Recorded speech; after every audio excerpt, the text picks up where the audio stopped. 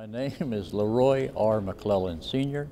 I'm a 75-year-old survivor of Sparrows Point. I spent 45 years at Sparrows Point before Bethlehem Steel went bankrupt.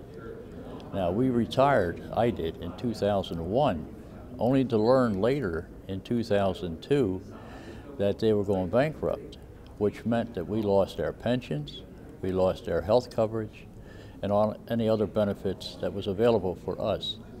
I've raised three children, three boys and a girl, and it wasn't easy back then. In 1955, when I went into Sparrows Point, they ended up going in 1959 on a strike. But what it did do was put a lot of us on our toes about what organized labor really is and what it means. And it means that one looks after the other, because we had learned as time went on, you can't walk into a steel mill by yourself.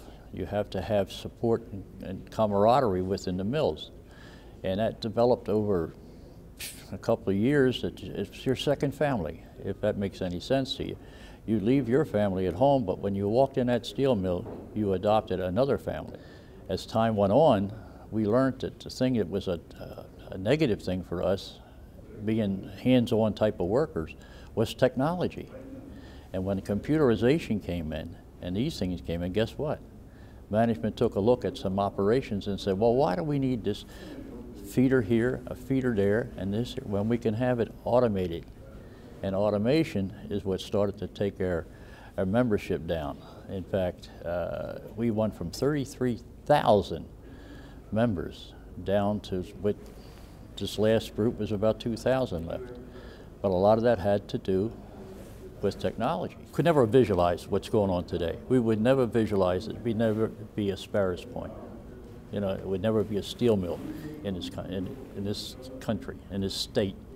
And as you look around the United States, you're seeing a lot of these operations are starting to go downhill. A lot of it blamed on environmental. It's just another strategy for them to depend on exporting in rather than exporting out.